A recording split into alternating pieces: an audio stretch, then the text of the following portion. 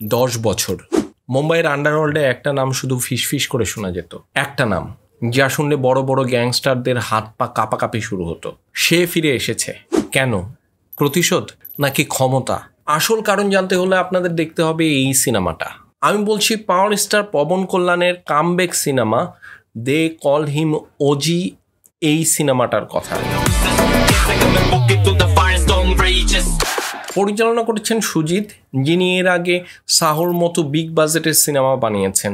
কাস্টে আছেন পবন কল্যাণ, বলিউডের dashing hero Imran Hashmi আর প্রকাশ রাজ। তো আজকের রিভিউতে আমরা দেখব এই সিনেমাটা কি শুধুমাত্র অ্যাকশন আর স্টাইলের জমকালো প্যাকেজ, নাকি এর গল্পের ভেতরেও কিছু গভীরতা আছে। পবন কল্যাণের এই ওজি অবতারকে আমাদের মন জয় করতে পারলো, নাকি শুধু হতাশ করলো? গল্পের হিরো ওজাস গাম্ভীরা, যাকে সবাই ওজি নামে ডাকে। এই ক্যারেক্টারটা হলো একটা লিজেন্ডারি গ্যাংস্টার, যার নাম শুনলে আন্ডারওয়ার্ল্ডের সবাই ভয়ে কাঁপে। কিন্তু হঠাৎ করে একদিন সে উধাও হয়ে যায়। কেউ জানে না তিনি কোথায় আছেন, মারা গেছেন না বেঁচে আছেন। আর এই সুযোগে সিনে নতুন গ্যাংস্টার চলে আসে। এক RDX ভর্তি কন্টেনার সত্যদাদার পোর্টে চলে আসলে শুরু হয় নতুন পাওয়ার স্ট্রাগল। সত্যদাদাকে ওজি তার বাবার মতো মনে করে, আর এই কারণে তাকে ফিরে আসতে হয়। আবার এর মধ্যে ঢুকে পড়ে একটা প্রতিশোধের অ্যাঙ্গেল। ওজি এর সামনে এসে দাঁড়ায় অমিভাও নামে এক ভিলেন, যে চরিত্রে ইমরান হাশমি অভিনয় করেছেন। এই দুজনের মুখোমুখি হওয়াটাই মূলত পুরো ন্যারেটিভটাকে টেনে নিয়ে যায়। এর মধ্যে কানমণি নামে একটা ক্যারেক্টার আছে, যে চেষ্টা করে গল্পটার মধ্যে একটা ইমোশনাল লেয়ার যোগ করতে। গল্পের যে সেটিংটা সেটা মুম্বাই, কিন্তু এখানে আবার জাপানের একটা ব্যাক স্টোরিও আছে। থিমটা বেসিক্যালি পাওয়ার, রয়্যালিটি আর রিভেঞ্জ। কিন্তু পরিচালক সুজিত চেষ্টা করেছেন এটাকে গ্লোবাল গ্যাংস্টার ড্রামার একটা লুক দিতে। ওজির অতীত, তার হারিয়ে যাওয়া, আবার ফিরে আসা, এইসব নিয়েই গল্পটা। এই সিনেমার সবচেয়ে প্রশংসা করার দিক হলো এর টেকনিক্যাল দিক আর এর ভিজুয়াল ডিজাইন। পরিচালক সুজিতের একটাই লক্ষ্য ছিল পবন কল্যাণকে লার্জার দেন লাইফে তুলে ধরা, আর এই কাজে তিনি পুরোপুরি সফল হয়েছেন। কিন্তু গল্পের কি অবস্থা? দে কল হিম ওজি এর গল্প খুবই সিম্পল এবং প্রেডিক্টেবল, মানে আপনি আগেই বুঝে যাবেন কি হতে যাচ্ছে। এই ধরনের গল্প আমরা সাউথ ইন্ডিয়ান সিনেমায় অসংখ্যবার দেখেছি। কোনো সারপ্রাইজ নাই, কোনো আচমকা টুইস্ট নাই।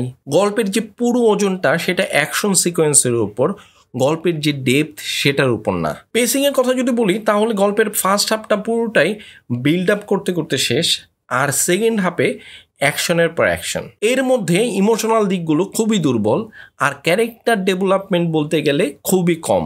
ডায়লগগুলো মাস দর্শকদের জন্য বানানো, এর মধ্যে পাঞ্চ লাইনও আছে, কিন্তু এমন কোনো ডায়লগ আপনি পাবেন না যেটা অনেক দিন আপনার মনে থাকবে।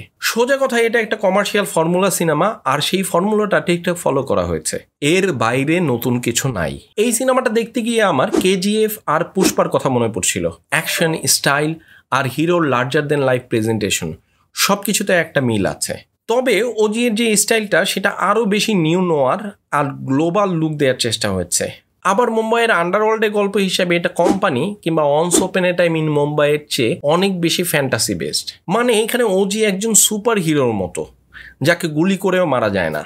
এই যে ফ্যান্টাসি ব্যাপারটা, এটা অনেকের কাছে ভালো লাগতে পারে, আবার অনেকের কাছে এটা অতিরিক্ত বাড়াবাড়ি মনে হতে পারে। পুরো যে সিনেমাটা সেটা পবন কল্যাণের স্টারডমের উপর ভর করে বানানো। তার লুক, তার স্টাইল, তার স্ক্রিন প্রেজেন্স সবকিছুই ভালো ছিল। বিশেষ করে অ্যাকশন সিকোয়েন্সগুলোতে তার যে এনার্জি সেটা চোখে পড়ার মতো। তার ফ্যানদের জন্য এটা একটা ভিজুয়াল ট্রিট। কিন্তু ক্যারেক্টারের ইমোশনাল নোয়ান্স আর গভীরতা খুব বেশি এক্সপ্লোর করা হয় নাই। তবে আমার কাছে সবচেয়ে বড় খটকা লেগেছে অন্য জায়গায়। গল্পে বলা হয়েছে ওজি জাপানের এক সামুরাই মাস্টারের কাছে প্রশিক্ষণ পেয়েছে, কিন্তু অদ্ভুতভাবে তার ফাইটের মধ্যে সামুরাই আর্টের কোনো ছাপই নাই। সেই টিপিক্যাল সাউথ ইন্ডিয়ান কায়দায় মারামারি, যেখানে এক ঘুষিতে 10 জন উড়ে যায়। যদি একজন ক্যারেক্টারকে আপনি সামুরাই বলেন, তার মানে তো তার ফাইটের মধ্যে একটা ডিসিপ্লিন থাকবে, একটা প্যাটার্ন থাকবে, আর তার যে মুভমেন্ট সেভাবেই ডিজাইন করা হবে।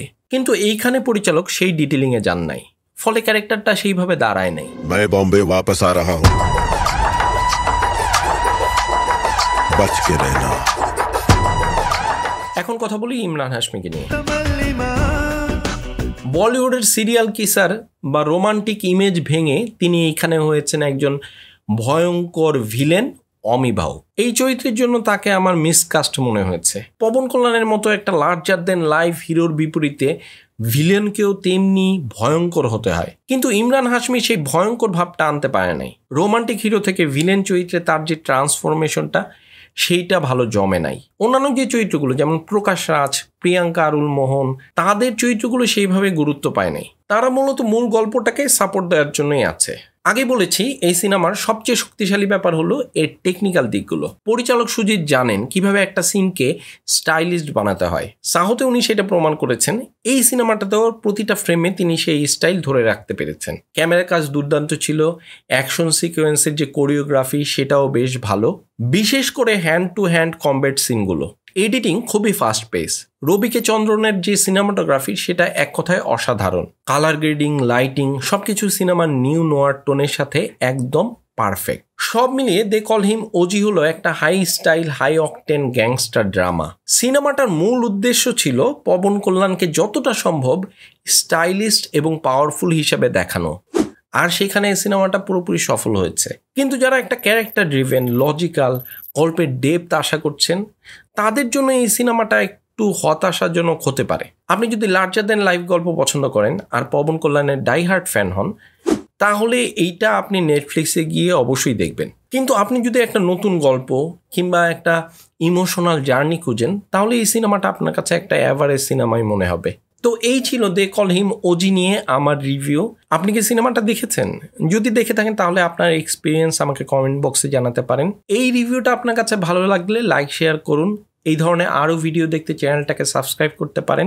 দেখা হবে নতুন কোনো সিনেমা নিয়ে। ততক্ষণ পর্যন্ত ভালো থাকুন, সুস্থ থাকুন, সিনেমার সঙ্গে থাকুন।